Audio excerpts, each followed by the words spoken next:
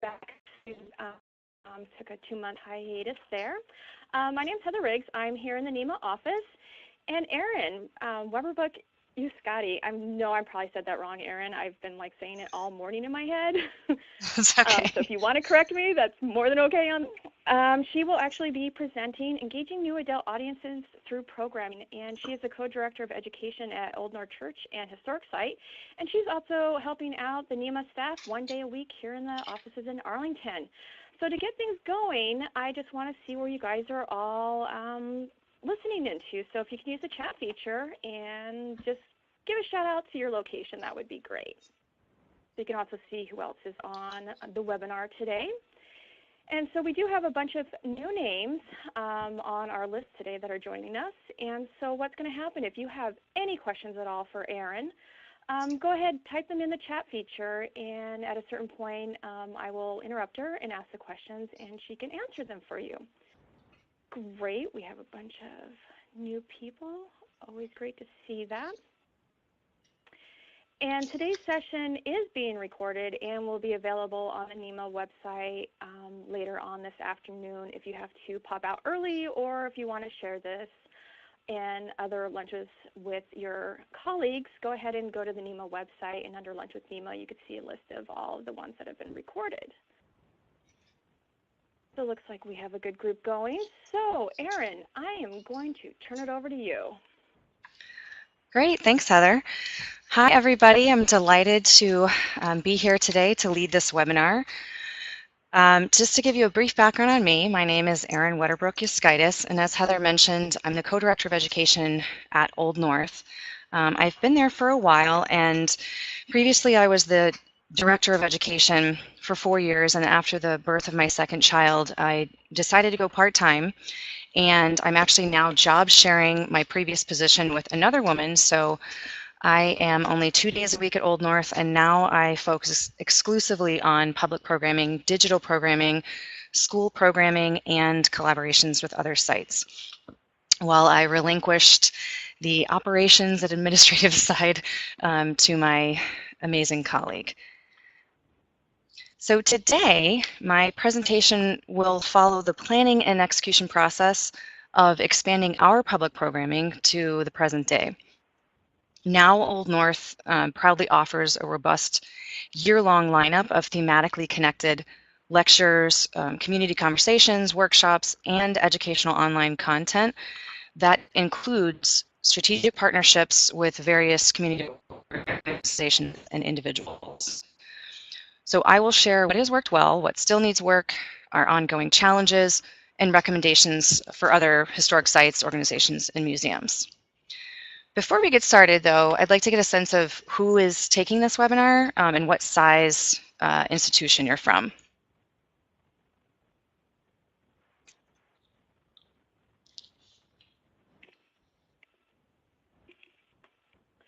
Currently looks like they are skewing towards the 1 to 5 category for employees.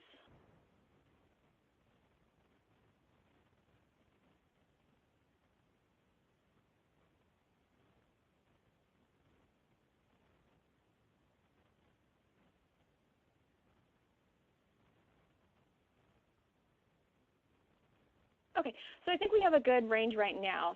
So what it is that 1 to 5 is 28%, and 6 to 11 is 12%.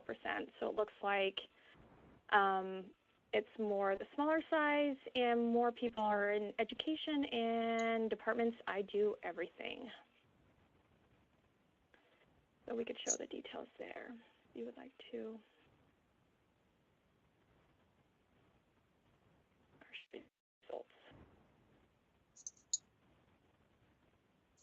Erin, can you see those? Yes, I can. Okay.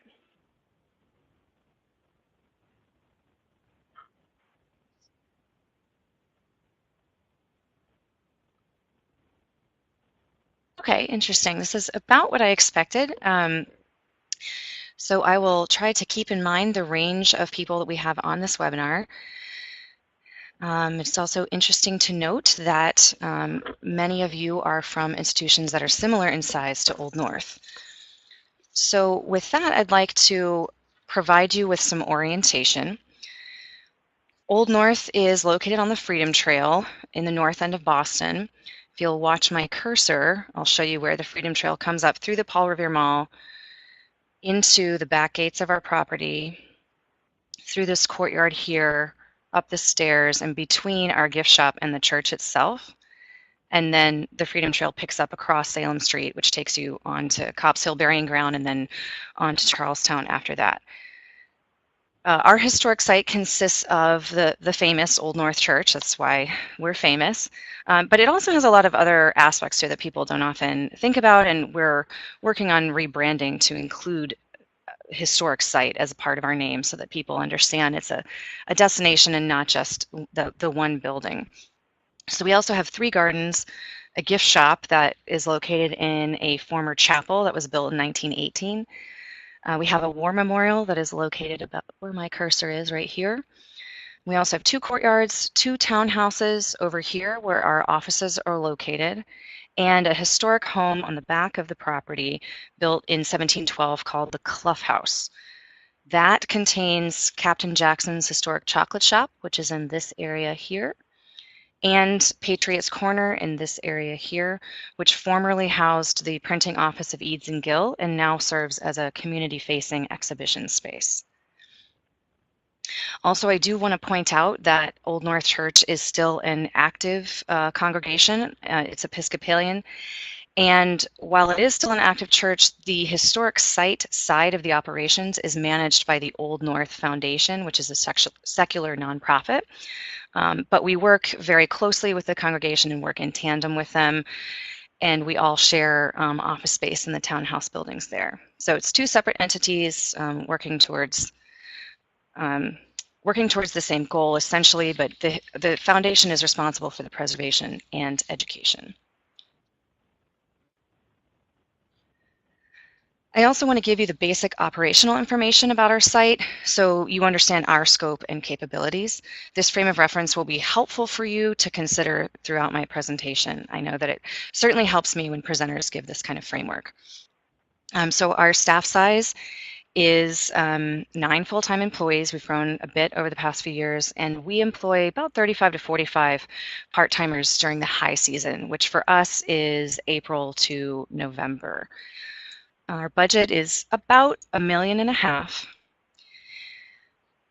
We offer 2 different daily guided tours, a special architecture tour available certain times a year, 6 different school programs for grades 3 through college, 1 object-based digital game called Princess Pearl with Prince the Cat as a virtual tour guide.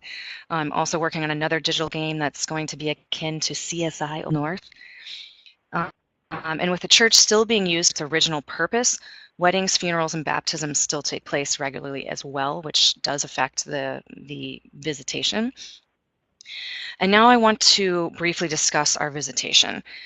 So prior to June 2018, we were admission by donation, and pay what you will.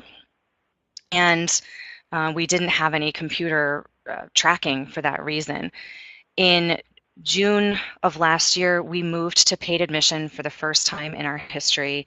Many of you may have seen articles about it in the newspaper. It was a very challenging time for us to go through that, but ultimately we're working towards funding the preservation of the church for its 300th birthday. Now, we expected a drop in visitation, and as you can see, after paid admission, we saw a substantial drop. However, it's hard to compare the numbers because prior to paid admission, we had a digital counter.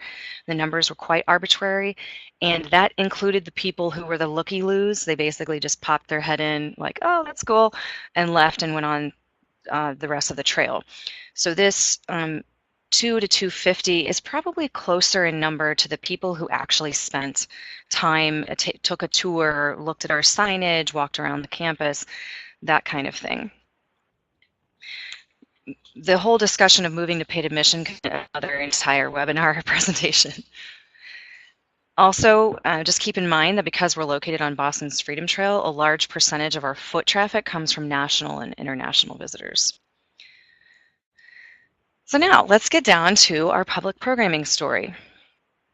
In 2013, we became keenly aware of our need to reach local audiences when it was assessed that no regular public programs had been offered for the past few years, aside from Harbor Fest, which is a citywide family festival every 4th of July. And Bostonians did not view Old North as a destination for locals. I suspect many of you face one or all of these programs as well. So this was the situation when I came on board.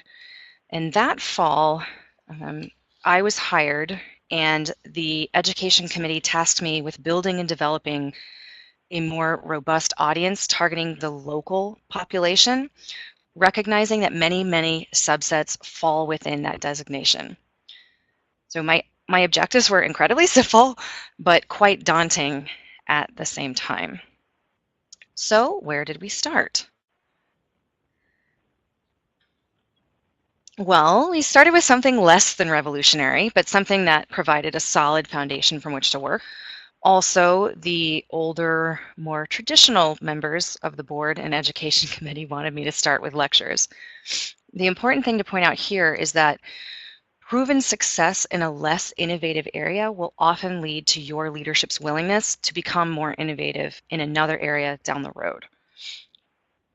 So what are the specs of this program? We offer 6 to 8 lectures annually aimed purely at the local Boston crowd, which is basically anyone who can make it to the North End by 6 p.m. on a weeknight.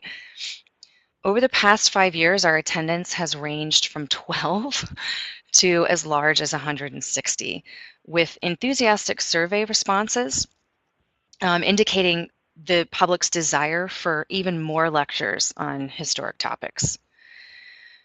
Additionally, we delved into dialogue-based programming quite a few years ago with a focus on the contemporary parallels of historic topics covered in lectures by starting a series called Community Conversations. Now, that's a word that we're hearing more and more in the museum industry, and they're becoming increasingly popular today. So for us, these informal gatherings of diverse members of the public joined together for these facilitated discussions allow an intellectual outlet for locals looking for that deeper level of engagement with a museum and with other museum goers. We offer them after select lectures based on the potential for compelling discussions and current issues. So we don't do them after every lecture. Also, with our content, we've gone over a wide range of topics, and you see several of them listed here. Most of them in the first 3 years were historically focused, but not necessarily. And I'll go into a little bit more detail about our programming after the first 3 years.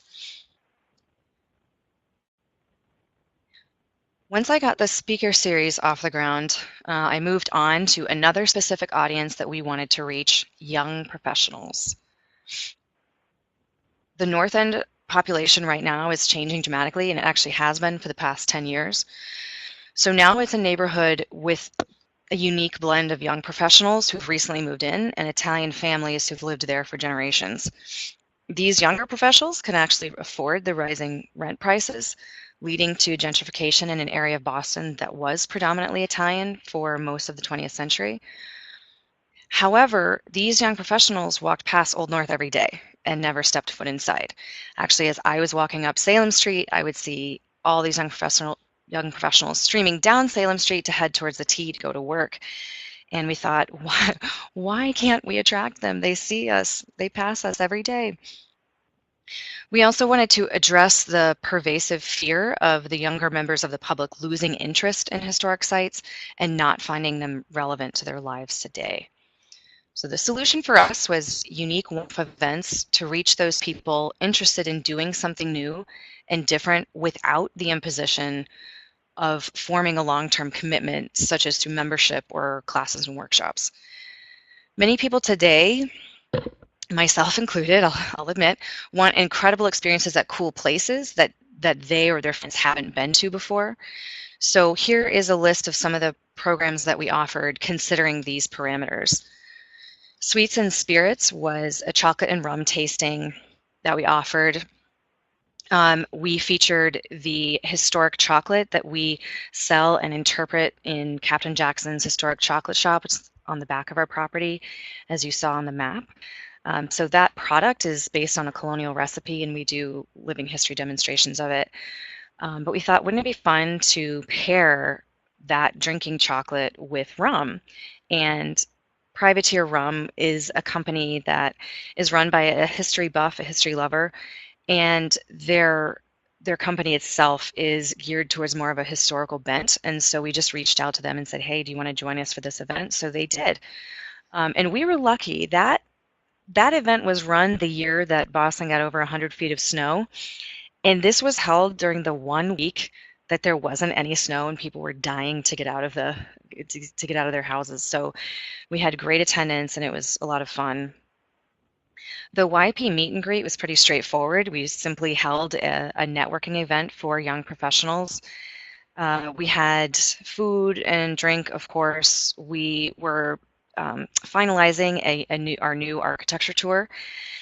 And so we decided to test it out with this group and just did about half of the tour. Said, hey, you want to see what we're developing? And everybody got a chance to just be like, to share with others where they're from, what they're doing. It was very casual and low-key, but it was also lots of fun and well attended by, I'd have to say, people that I was not familiar with who had definitely not been to Old North before.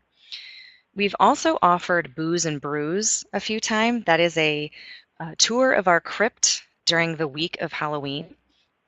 And we have often partnered with the mayor's office. And it was hugely successful, lots of fun. One year we even went so far as to decorate the crypt with cobwebs and scary looking portraits and red lights and music just to, amp up the wow factor.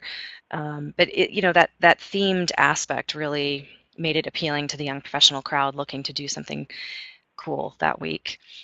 And then also game testing. So I mentioned our digital programs are the two games that we have for mobile devices. One way to involve young professionals, and this has certainly worked for us, is to invite them to offer feedback, particularly young professionals in the museum field or the public history field. We invited a group to come and test out Princess Prowl initially, which was a great line of defense before we tested it with the public. That was a lot of fun for them. They're usually, they're familiar with a lot of apps and games on their mobile devices. They use them every day. And so it was hugely helpful to us and a way for them to feel invested in the site. We also just recently did that with our new game that hasn't officially been launched yet, but I always have that professional game testing first. And I would say everybody who has attended both is under the age of 40.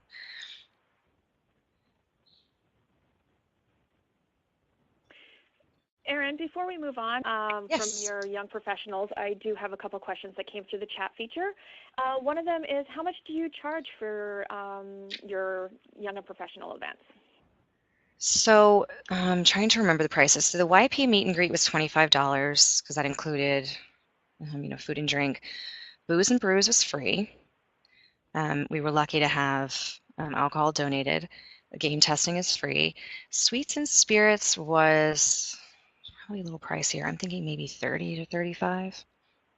And we typically hold them after hours, like immediately after work, 6 or 6:30.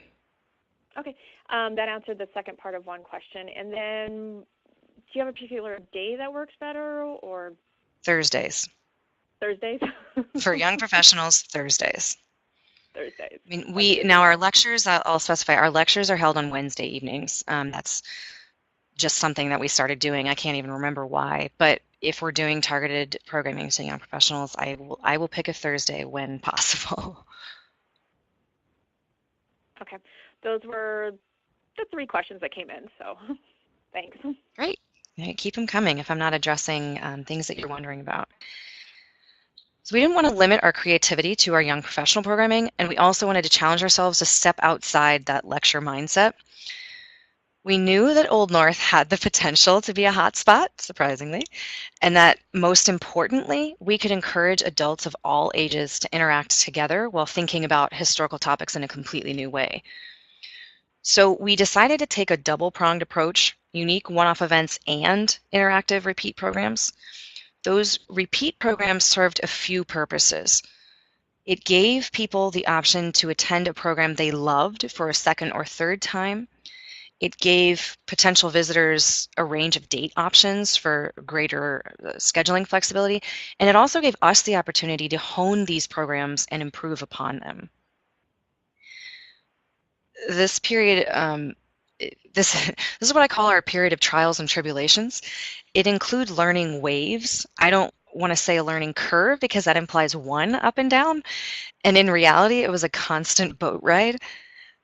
We offered some one-off events, such as a tea tasting workshop and a letter reading performance, that we would not replicate based on low attendance and a muddled educational message. On the other hand, some of the surprises that came along led to the creation of a program series. So a chocolate and wine pairing featuring a local author who specializes in the history of Boston's wild women was so popular with a targeted ladies' night audience that Old North offered variations of the same pairing workshop another 2 times. That's the Wild Women chocolate and wine pairings. Have a Beer with Paul Revere was a specialized walking tour developed by one of our junior staff members who's also a reenactor. The tour started at the Green Dragon Tavern and included a pint of beer and a cup of chowder before an exploration of the North End that concluded with a lantern-led sneak into Old North Church. We offered it 5 times one summer to sold-out crowds each time. Founding Fashions was a high-profile public program produced during Boston Fashion Week. That was an extensive amount of work. And I also mentioned our community conversations in an earlier slide, which is a sub-series attached to our lectures. Okay, Erin, I do have an interesting question because you have mentioned alcohol quite a bit involved on this. So someone asked, do you have a caterer serve the alcohol because of the liability? And also, do you have to get a one-day permit to serve alcohol? I know each city and state is a little bit different. So that's a great question, and I have several answers. The picture in the bottom left is the first Wild Women chocolate and wine pairing that we did, and that was hosted at Luca Restaurant in the North End, so that was taken care of because they were providing the wine. So there was a steeper ticket price for that because it included several wines and several different chocolate confections. So that took care of that. Now, when we serve it on site, obviously we don't serve it in the church itself as it's a 300. But because we are a church, there is not an issue with serving alcohol, and we only serve it in what's called the parish house or those townhouses that I mentioned previously. So we're lucky in that we're able to get around the one-day the permit issue. But there have been events. When we have fundraising events, we always go with a professional caterer who has the liquor license and bartenders. So for our public programs that are held in that one space, we don't face that issue. So there's 3 scenarios that we face with. One, when we partner with a restaurant or an alcohol distributor, they have the liquor license. 2, when we have a bigger program like Founding Fashions or fundraisers where it's held anywhere else on our site, we work with a caterer who has the liquor license and has qualified bartenders, or whatever the expression is, like safe serve bartenders. And then if it's held in the office building, the townhouse building, which is our smallest public space, we don't have that issue because it's still an active church. I know that doesn't help some of you, but those are the answers I have for you. Okay. I think that there's a bunch of people typing, so I don't know if you want to wait or continue to go on to the next slide. Okay, so I do have some questions now. When you partner with a caterer or restaurant, do you split the revenue, or are you able to get them to donate food and wine? That's always a good thing. Yes, that's another excellent question. Thank you for bringing that up. So when Luca Restaurant hosted this event, we paid them for the wine, consumption of open bottles, but they donated the space, and then we provided the chocolate product. So that was basically they provided the space and the waiters to help serve the wine. With privateer rum, everything was all donated. We're able to get quite a bit of alcohol donated. For our annual lantern ceremony, which is our biggest fundraiser of the year, we get a lot of alcohol donated in April. And surprisingly, we don't finish it from that one event because we get so much, so that lasts us throughout the year. Sorry, I just got a virus protection notice. Great. Oh no. Okay. So getting the wine donated is huge. You get wine and beer. Let's see. Now, if we partner, and I will address the partnering issue in a few slides because that's a whole other category in terms of splitting the income and splitting the costs. Any other questions? No, there are more comments, though. I mean, it's definitely something with the alcohol and liability is something that you need to check in with your state to see what different regulations there are. Amanda Gustin's up in Vermont, and she brought up the thing that it is illegal to get beer and wine as a donation, but, they found a workaround. So it's definitely something to make sure that you check in about the local laws. And then the age-old question is, what do you charge for these? Great question again. So where there's tea, there's hope. That was our tea tasting workshop that actually sold out, but is not one I would do again. Let's see, $25? Have a beer with Paul Revere. Oh man, I apologize. I should have written down these prices because that's a question that I always have myself. Two ticket prices. It was probably 30 or 40 because that included, a pint and chowder that we had to pay Green Dragon Tavern for. Wild Women chocolate and wine is 45. That's our priciest, but also because of the amount of money that goes into those and the amount of product. Founding Fashions was partially a public program, partially a mini fundraiser, and I believe it was a pretty low ticket price though, maybe 25, 30. And then community conversations and our lectures are free or donation. Okay.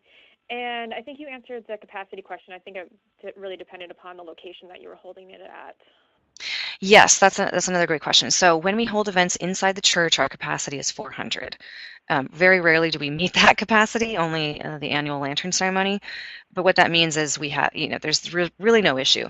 When we hold the smaller events in the parish house or the townhouses, we only have one public room there, and it's quite small, and we're limited to about 25 to 26 people.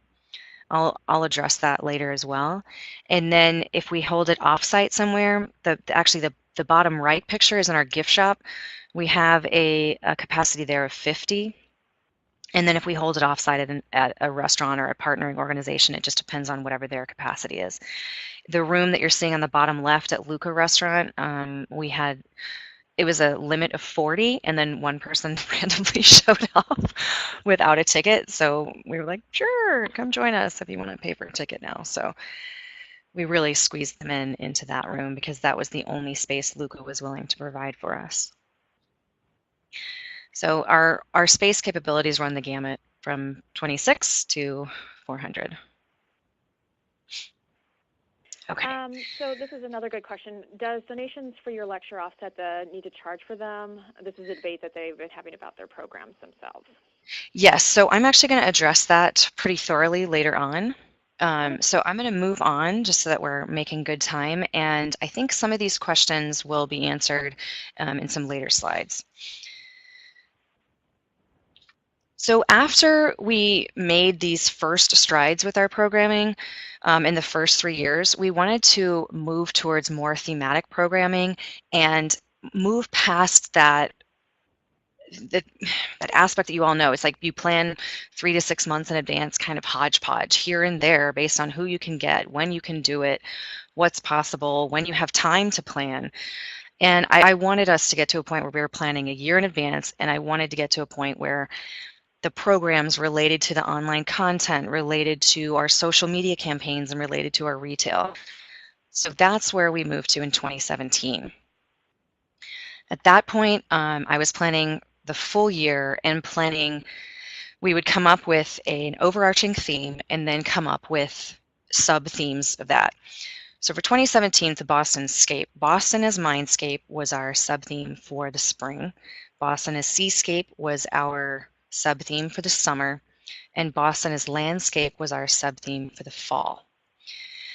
To give you an example, of the unit themes and how that fleshed out, for the summer, we wanted to do Boston as Seascape. That made sense. People are more coastally minded and thinking about the water in the summertime.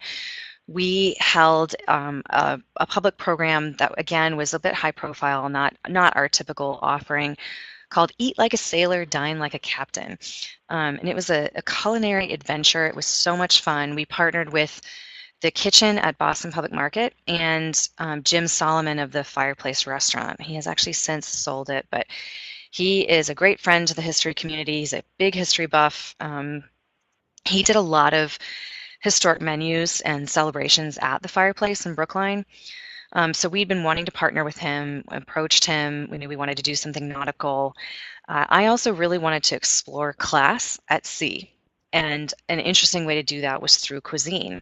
What was the average sailor's menu like, and what was the average captain's menu like? So Jim did a lot of research on that, developed a menu that was possible to serve. Most of the ingredients were sourced from the Boston Public Market, and we sold tickets. People came to the kitchen at Boston Public Market because they have that demo kitchen that you're seeing in the top right picture. And the tie-in with Old North is pretty compelling because our founding is based on the seafaring community. Most of our original pew owners were merchants and mariners, and the steeple, the Old North steeple, which is still prominent in the Boston skyline from the water, was often a beacon calling these gentlemen back home. So lots of the stories that we tell about specific people have to do with the seafaring community. So in the program booklet, which you're seeing in the bottom left, which we printed, we designed in-house and printed at Sir Speedy, super low budget. That featured the menu explanations of culinary terms from that, we were really looking at early 1800s. But it also included stories of some of the prominent merchants and mariners of Old Norse history, in addition to information about the three organizations. So that was a massive undertaking that took place 2 weeks before the birth of my second child.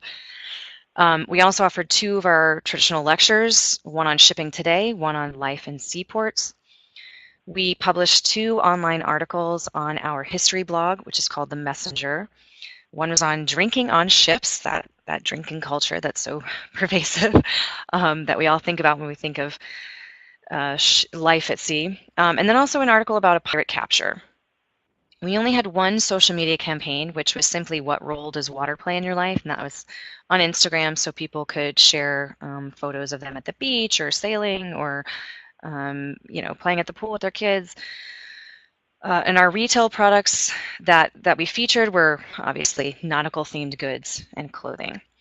So that's an example of how comprehensive we wanted all of our programming and planning to be, everything to relate together. A big reason for this is it allows you to take a deeper dive. It allows you to be more innovative within an umbrella of a particular theme. And another thing to keep in mind is that doing this type of thematic programming and then promoting and advertising that to your followers is actually a very basic way for them to absorb the content even if they don't attend particular events. The more people are seeing you promote programs that relate to articles, that relate to your social media campaigns, that relate to retail products, they're going to grasp the concept that you're pushing, And even if it's just, oh, Old North is doing something on, the sea. They're doing so much on the sea. That at least gets them thinking about, well, why is Old North doing something about the sea? What's the connection there? Maybe they'll dig a little deeper, look on our website. Maybe not. Maybe it'll pique their interest so that they pay attention for the next wave of programs that we offer. Now in 2018, we continued that trend, and our theme for 2018 was occupation. 2018 was the 250th anniversary of the landing of the British troops in Boston, 1768. So we wanted to honor that and explore that. But then the more that we were talking about occupation with our education committee within our department, and we realized there's 3 prominent definitions. That word is used quite regularly in society today, but not always for the same reason. So I actually, the way that you're seeing it appear as like a dictionary entry is the way that we used it in our promotions. So we examined the 3 different definitions, essentially. And a unit theme example from that year, from last year, was this segment that's on occupation as profession. We did a panel on the many jobs of Paul Revere. He was a man of many occupations, as many of you may already know that. We partnered with the Paul Revere House. So the panel was at Old North, and then everybody walked over to the Paul Revere House, which is like a 5-minute walk, to have a reception, and everybody got a tour of the house and could see their new visitor center and look at the exhibits about Paul Revere. It was a lot of fun, and we only lost 2 people. So of the people who attended the panel at Old North, only 2 peeled off and didn't go all the way to the Paul Revere House. We offered 2 of the traditional lectures as well, one on work and employment in colonial Boston, which was followed by a community conversation with the Benjamin Franklin Institute of Technology. In that community conversation, we looked at the parallels of training and career readiness in the 18th century and now in the 21st century with a special focus on technology education. We actually had the president of BFIT there helping to facilitate that conversation.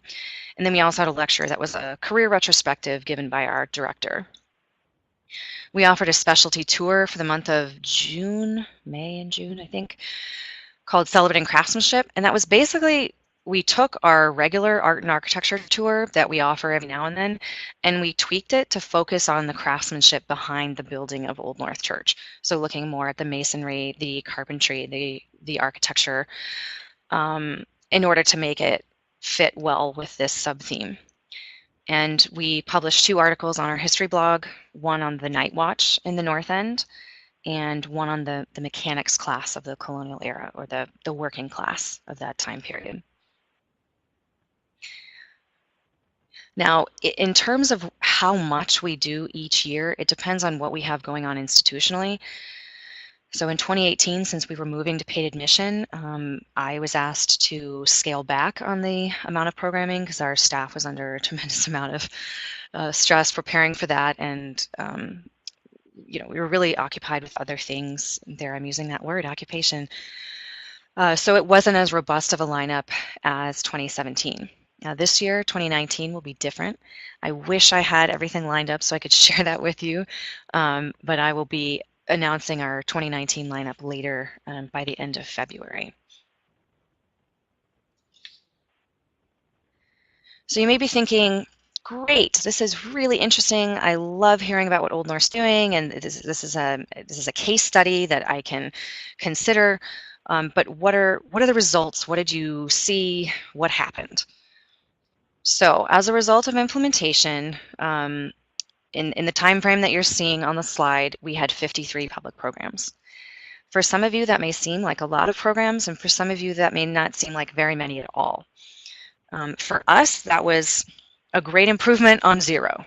So we were happy with that number, and obviously you can tell that's about an average of 10 per year, a little over 10 per year, but it wasn't distributed evenly. And I'll address why a little bit later. We reached a total of a little over 2,100 visitors. And again, that's a drop in the bucket compared to 450,000 annual visitors. However, that's 2,100 people who live in the area who we may not have reached before. 73% of them, on average, it was 73%, were repeat visitors. So that told us we were meeting the needs of the education committee. We were reaching the audience that we wanted to reach, and on the plus side, we were reaching some new people as well who hadn't been to Old North before, but decided the program was worth it to come for a try. The other interesting thing that developed as a result is that we actually made a little over $11,000 in income. Now, don't get too excited because that's $11,000 over 5 years. So these public programs were not money makers, but the important thing to keep in mind is that it meant the public programs were self-sustaining.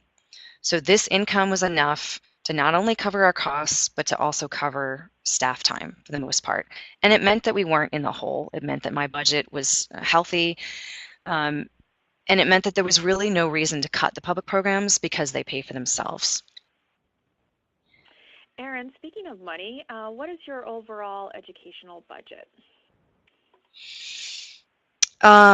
Okay, so now that I've been removed from the operations side, I need to think about this for a second. Makes it a little bit more difficult. Yeah. So I only assist with program planning now. Okay, let me think. So our education budget is sizable because of the amount of part-time employees that we pay for. And oh my God, I don't have this off the top of my head. And then also, I will be circling around to the other questions that have been asked so far in the chat. So I'm not ignoring you, so just heads up there. We could come back to it if you remember. So it's not a. Okay. So I can't speak to what the overall budget is. I can speak to the program budget, which I'm going to address. So, out of 53 events in the past 5 years, 45 of them cost less than $100 to put on. And the majority of them netted a profit from donations or ticket sales. So that's what that 11,000 is from. A lot of that money is donations. People opted to donate money for their attendance. That also includes the hard set ticket prices. So my overall budget for programming has been as small as $1,000. And this year it's going to be much higher because we are moving into offering exhibits as well, small exhibits in our Patriots Corner. So this year it will be about 9,000. That's really not going towards the public program. So I also want to put a caveat here in talking about money. The main goal of public programs should not be to make substantial money. The main goal of programs should be outreach, audience development, and mission fulfillment. Ideally, the program should sustain themselves, as we've mentioned, because you also don't want to get in the trap of losing money on your programs, especially with the amount of work that goes into them. But keep in mind, they are not revenue generators. Those are called fundraisers, not public programs.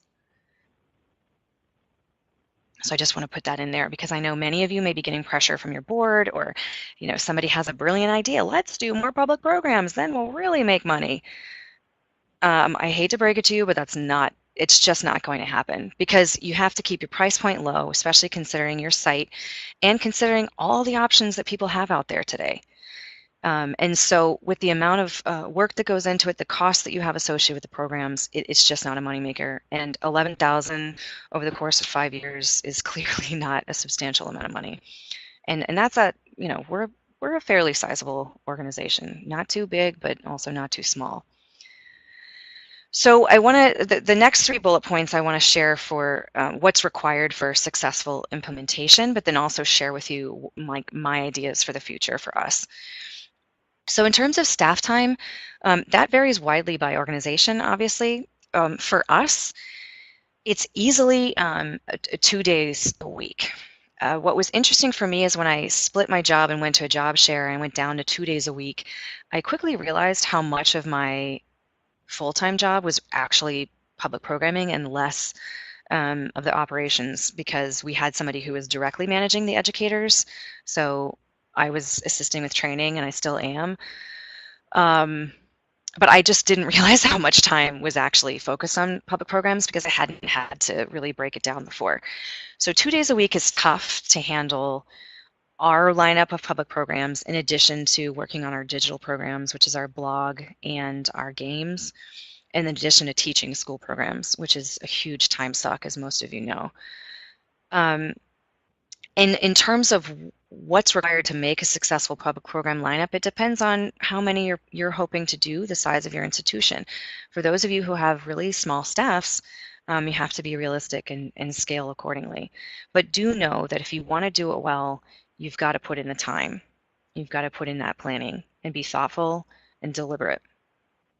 So that leads to planning time. Many of you may not have the ability to plan a year in advance. Now, some of the bigger museums are probably thinking, we plan 5 years in advance. That's definitely not us. We just are not able to do that with our staff size and with where our organization is at right now.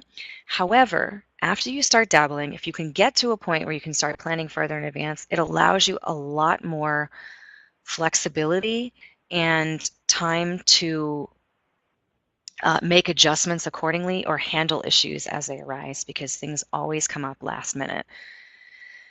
And then key windows of time. So what I mean by that is you will find what months work well for programs. At Old North, we learned we will never, again, offer programs in January and February. Those are months where we are not busy. We don't get the visitation, we don't get the interest, and we don't get the foot traffic. Not to mention just weather in New England causes a lot of snow date issues. So for us, key months, as we've learned, are April, May, June, and October. We do offer programs in other months, except for January and February. But those months are months that I tend to load. So they may be the same for you, they may not. Some of that you will only learn through trial and error. But it is important once you find out to keep that in mind as you're planning ahead for the next time and the next time and the next time. So for me, I would love to get to a point where I can start planning the next year the summer prior. That would be my ideal for our institution. And I've just learned that because I've done it last minute, I've done it a few months in advance, and I've done it approximately, a year in advance, which is really just a few months prior to the launch of the year's lineup. And in an ideal world, I would love to devote my entire 2 days just to public programming and exhibition planning. So I want to take a minute to talk about audience development. Many of you may have questions about collaborations or community partnerships. I am a huge advocate of community partnerships. That is an easy way to attract specific audiences. It's an easy way to build relationships in your community and to work with your colleagues. It's also incredibly strategic. When we have community partners on our programs, which now we are at a point where we only offer programs with community partners. We will no longer do programs solo. And the reason for that is we get higher attendance when we partner. We get higher attendance, we reach people we hadn't reached before, and we build a great new relationship. So these alliances are strategic in every way. They're strategic for you, they're strategic for the other organization. It helps with community cohesion. And also, you don't want to duplicate efforts. There are a plethora of museums, historic sites, cultural organizations doing similar work or just offering programs to people. And now, not only are museums and historic sites competing with each other, and I use that term loosely because I don't really think we're competing, but we're also competing with restaurants, breweries, all kinds of organizations and industries are doing interesting things now. And as I mentioned previously, people are focused on experiences. And so it makes more sense now more than ever for museums and cultural institutions to partner together. So this is a list of institutions and organizations that we've partnered with over the past few years. I am excited about the partnerships that we're making for 2019. which I would love to reveal to you, but I can't just yet as I'm still in the confirmation process.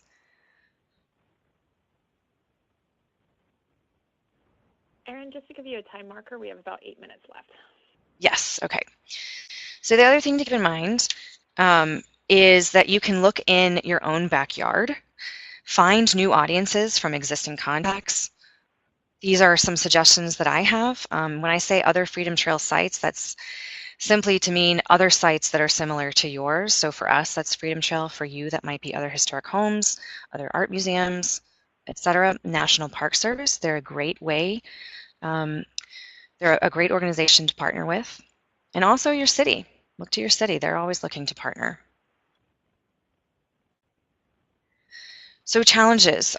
Program survey results indicated to us a high level of enjoyment amongst attendees, but great challenges still lie ahead for us.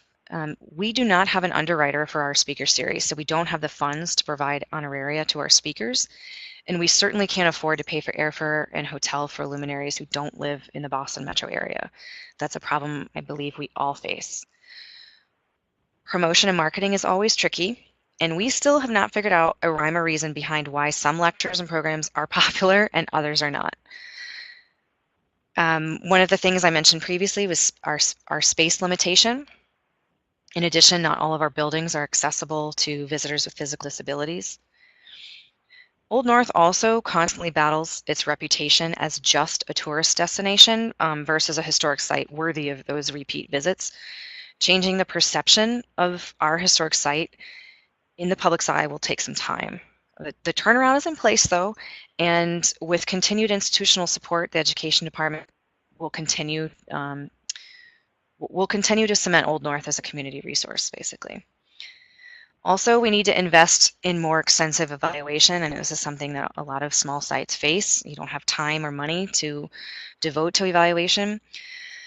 But it is important, and it's something that we need to do more than just the average survey.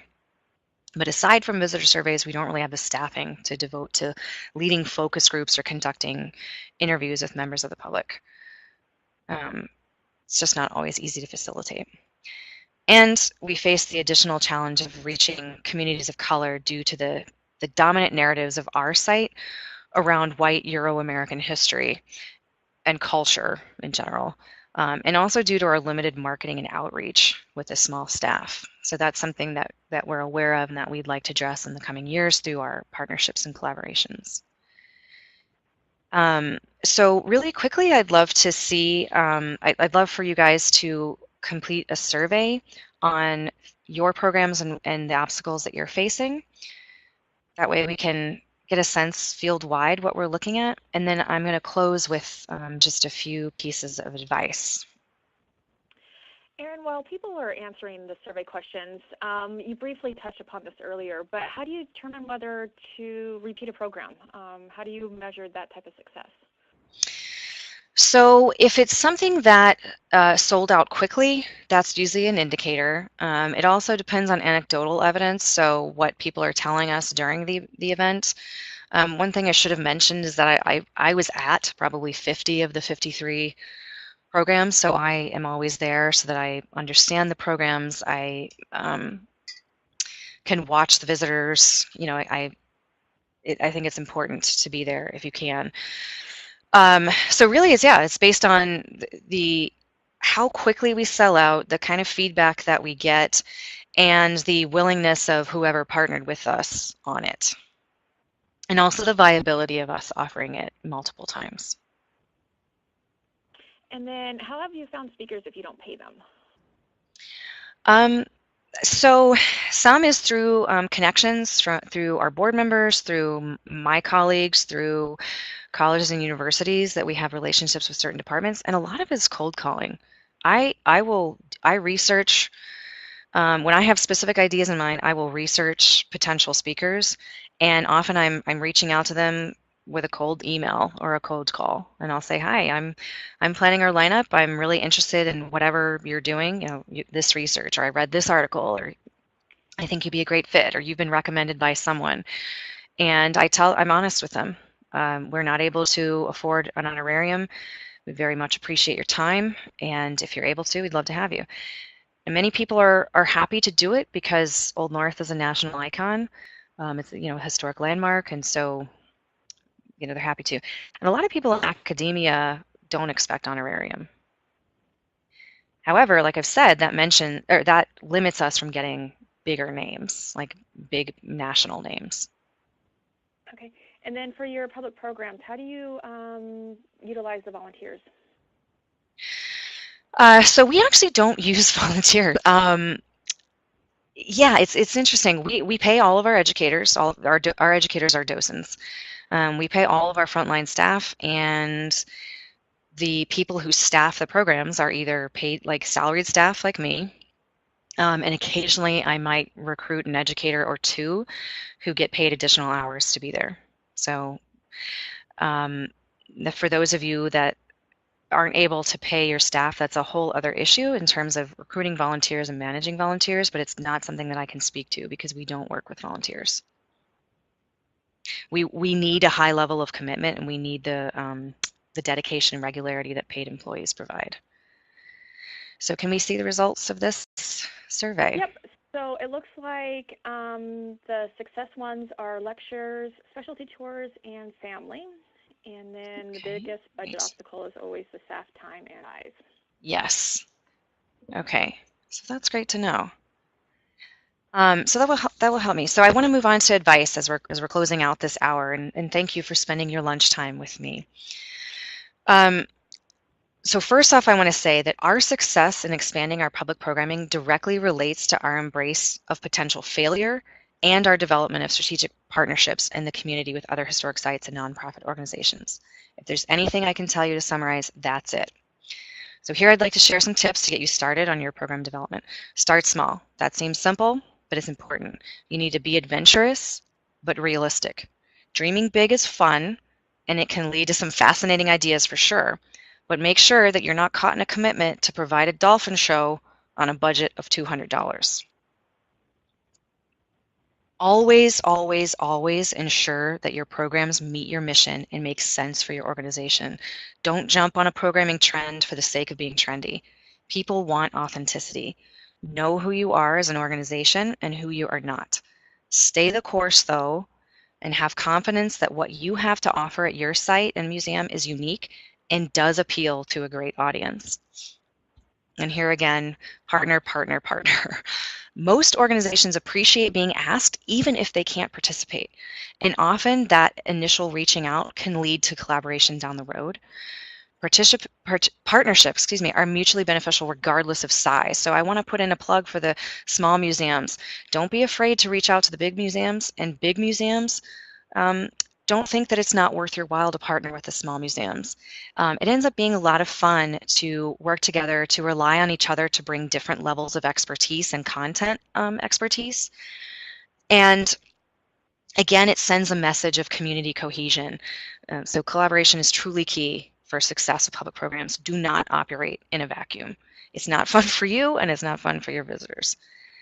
Also, invite your younger staff or volunteers to take some ownership over being involved, especially if you're trying to reach millennials or young professionals. Doing so takes some of the work off of your shoulders, but it also provides them with some valuable experience and a greater sense of investment in your site. They will also likely have friends and contacts looking for awesome things to do. If they helped plan it, you can count on them wanting to help promote it. And then when possible, provide booze. When in doubt, bring the wine out. Now, I know that's not always possible for everybody, and the laws and situation is different across state lines and across communities, but most everyone appreciates a glass of wine or a beer after work if you're targeting that after hours time frame. Find out immediately if you're allowed to serve alcohol at your site. If you can't serve it inside your space, as we can't inside the church, find another place where it is allowed. Can you do it? Can you do cocktails outside on the patio, in the grass, at a nearby restaurant, shop, / organization? As much as we might hate to admit it, booze is a big draw, especially considering the cost of going out for a drink today. So combining the two is greatly appealing to most people who are out there looking for things to do. So I realize it's now 1 o'clock, so I just want to end with reminding you to have fun and don't take yourself too seriously. Your visitors will most definitely follow suit. if you feel passion, joy, enthusiasm for your work, that will definitely shine through in your programs and the programs you create and the interactions that you have with your attendees. So again, thank you for joining me today. I'm happy to stick around for a few extra minutes. For those of you who don't have another meeting to get to or emails to check, fire away with the questions. I know your time is valuable. I also hope that you take away some inspiration from Old Norse programming story, as well as some practical suggestions to propel you into programming success as well. So thanks again and good luck. Thanks, Erin. So we'll be staying on for a few more minutes if anybody has any questions to answer. And also just want to point out that if you ever are interested in presenting Lunch with NEMA or presenting at the conference, please check out our website. Our call for proposals for our annual conference is up right now, and they are due at the end of February. So Samantha, to answer your question, we'll actually be putting up a PDF of the presentation slides. If you want to download that, I'll be doing that after the presentation. So any last minute questions? Also this year, since it's 2019, we decided to start something new, and we're actually going to be evaluating our own program for Lunch with NEMA. So Scarlett has a link that can be followed through, and I'll also be sending it out to everybody afterwards. Any last minute questions? So is the staff time included in your cost of events to get the price charged, or are you just doing overarching prices? Salaried staff time is not taken into consideration when setting a ticket price, but hourly staff is. So if we're recruiting an educator or a historical interpreter to work, then that is taken into account.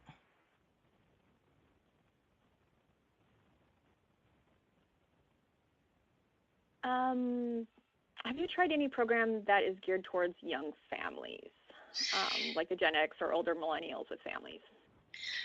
We have done some family programming, though it hasn't been a huge focus. We were really looking at expanding our adult programming, but we've tried a Family Fall Festival. We always do a big, well, not always, we may not be doing it this year, but in the past 3 years, we've held Colonial Fest, which is a big festival focused on colonial life, and there's lots of hands-on activities.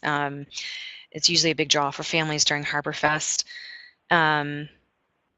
We've done a couple of things like drop-in activities on our site, but we haven't done programming specifically geared towards families other than what I just mentioned.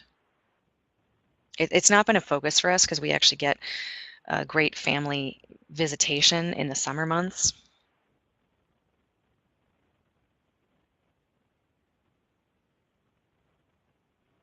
Okay, so I think it's time to, do you advertise yourself, or is it just the Freedom Trail?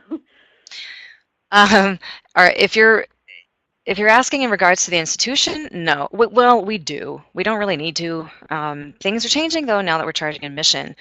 Being on the Freedom Trail is great advertisement enough. However, for public programs, we do, so we do e-communications with our followers, social media. It's on our website. We, post all the calendar listings in Boston, and that's about it. And that's why we rely on partnerships, because when we partner with other organizations, they do all the same things through their channels, and we're more likely to reach a greater number of people. But it's still hard. Many people in the surveys will say, "Why don't you advertise more?" And we have absolutely no advertising budget, so we don't pay for promotions. Okay, and then Lori, I will be putting up the slides from the presentation in a little bit on the NEMA website if you want to check for the list there. So I think we're going to wrap it up now. I want to thank Erin again for taking the time for this presentation, and everybody that is still on the call. Thanks for joining us on this pre-polar vortex January day, and I hope to see you guys all either in person in the coming months or at a next Lunch with NEMA. Thanks, everybody. Thank you.